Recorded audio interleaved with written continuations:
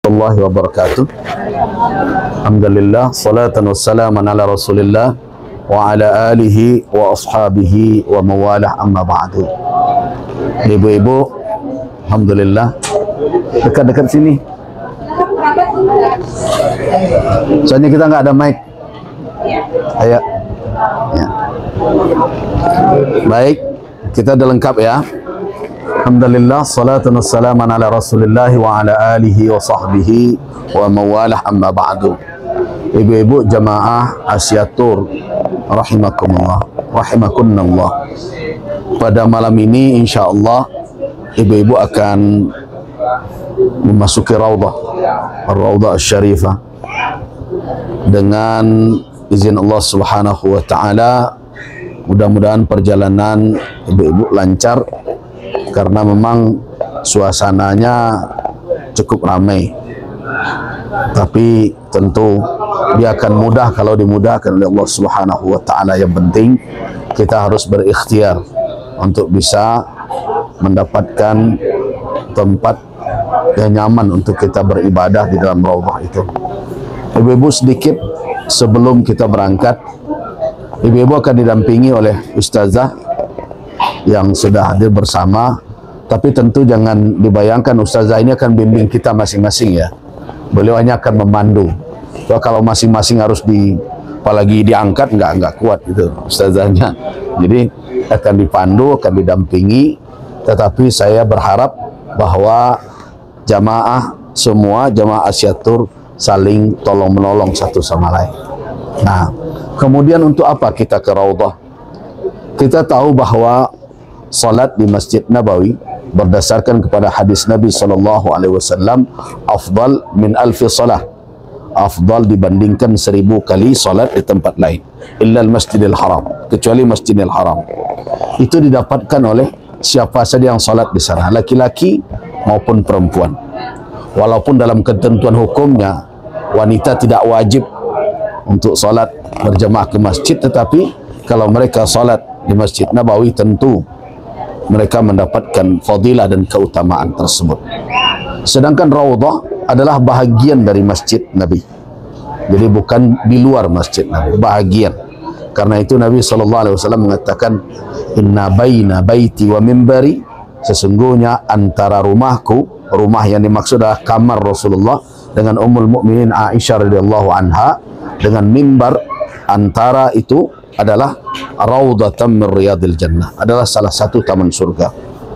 Nah, tentu kalau dikatakan oleh Nabi salah satu taman surga, berarti banyak taman surga di dunia. Iya, bukan hanya raudhah saja, majelis-majelis ilmu juga taman surga.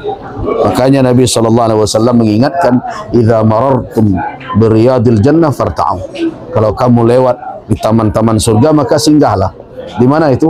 Ya, majelis ilmu, halaqah ilmu. Tapi di sini memang ada jaminan tempat, bahwa tempat itu dikatakan Nabi salah satu taman surga. Cuma yang ingin saya katakan adalah bahwa kehadiran kita di sana, para wanita, tidak diharamkan mendapatkan keutamaan itu. Bahkan kita mendapatkan banyak informasi bahwa istri-istri Nabi juga berusaha untuk salat, beriktikaf, bahkan salat malam di Masjid Nabawi. Ingatkan kisah Ummul Mukminin Zainab binti Jahsh, istri Rasulullah.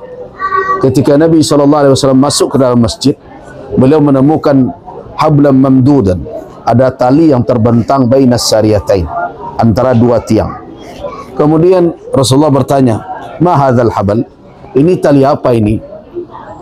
Ada yang berkata, qalu hadzal habal li Zainab, ini adalah milik dari Zainab binti Jahsh. Zainab binti Jahsh itu adalah istri Nabi, salah seorang dari Ummul Mukminin. Kata Nabi, untuk apa dia?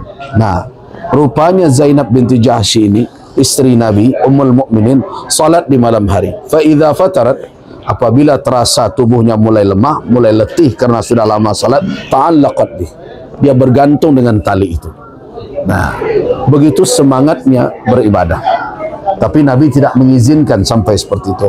Halluha, kata Nabi, lepaskan ikatan tali itu. Nah, Nabi mengingatkan, liyusalli ahadikum, hendaklah salah seorang kamu salat ala nasyatihi, ketika dia dalam keadaan kuat, dia salat silakan. Idza fatarat, apabila mulai dia melemah, maka falyaqum, duduk dia. Jadi jangan memaksakan diri. Nah, salah satu yang ingin saya pesankan adalah, karena ini raudhah, sebagian dari kita kadang ghulu, berlebihan, sehingga untuk mendapatkan tempat yang menurut riwayat tadi adalah taman surga, kadang siku main, tinju melayang, dan kadang mulut tidak terkawal. Nah, saya tidak ingin jamaah Asia Tour kehilangan adab di rumah Allah. Itu yang perlu dijaga. Apa gunanya amalan sunat kita jangkau, tetapi kita melakukan yang haram, menyakiti sesama muslim, hukumnya haram. Kemudian berikutnya, adab di rumah Allah Subhanahu wa taala. Kalau laki-laki di saat masuk ke raudhah agak tenang suasananya. Tapi saya sering dengar di luar, kalau ibu-ibu yang masuk raudhah itu bersorak. Depan, belakang, kiri, kanan. Ingat, di samping kita ada maqam Rasulullah sallallahu alaihi wasallam yang harus kita jaga. Itu masjid, ada adabnya. Itu bukan tempat sakhab, tempat berteriak, tempat untuk berbagai macam. Karena itu saya berharap bersabar. Dengan kesabaran itulah kita mendapatkan pahala yang berlimpah. Kemudian yang kedua, salinglah tolong menolong di dalam meringankan kawan-kawan. Kemudian jangan monopoli, ingat ya, tempatnya sebesar itu. Orang yang mau sholat dan beribadah di tempat itu jumlahnya banyak. Ada orang yang merasa hebat ketika dia monopoli dari awal sampai akhir, tidak mau berbagi sedikit pun dengan kawan yang sudah berdiri semenjak tadi menunggu dia. Mudah-mudahan orang ini berlapang hati memberikan saya waktu 2 rakaat. Saya berharap kita bisa bermurah hati seperti itu. Setelah kita sempat menikmati bagaimana suasana salat di situ, tahiyatul masjid, kemudian mau menambah salat sunat, kebetulan tidak ada salat khusus untuk raudhah. Tidak ada salat khusus untuk raudhah. Jadi ibadah-ibadah yang dilakukan di luar raudhah bisa dibawa ke dalam raudhah, dan kita berharap di situ nilainya lebih. Karena apa? Karena ada jaminan bahwa itu adalah taman surga. Dan tentu kalau dikaitkan dengan surga, siapa orang-orang yang berada dalam surga adalah orang-orang yang diridhai oleh Allah Subhanahu wa taala. Itu raja kita, harapan kita. Orang-orang yang masuk surga radhiyallahu anhum wa radu anhu, keridhaan Allah. Jadi karena itu sesampai di sana nanti jaga adab, tetap jaga dalam keadaan bersuci, karena di sana kita akan salat bersyarat suci.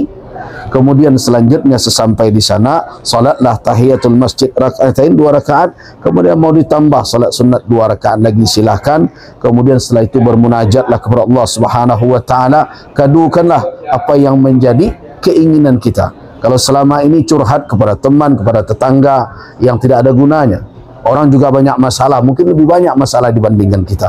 Kita tambah lagi curhat dengan dia. Mana yang akan dia fikirkan? Nah, memintalah kepada Al-Ghaniyul Hamid, yang maha kaya, yang maha terpuji, yang tidak membutuhkan kita dan tidak membutuhkan apapun dari makhluknya. Tidak membutuhkan makhluk. Dia ghaniyun anil alamin. Mohon kepada dia, kadukan persoalan kita.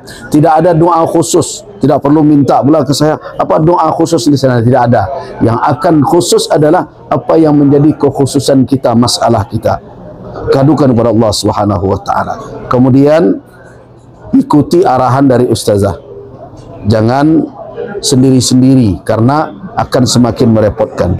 Ingatlah, saling membantu di dalam beribadah akan mendapatkan pahala tersendiri. Itulah bahagian dari makna at-ta'awun 'alal birri wat taqwa. Jadi tolong menolong atas kebaikan dan ketakwaan.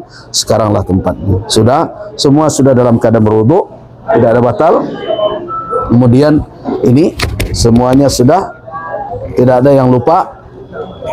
Baik, bismillah, tawakkalna 'ala Allah, la haula wala quwata illa billahil aliyyil azim. Silakan ikuti ustazah. Amin ya Rabb.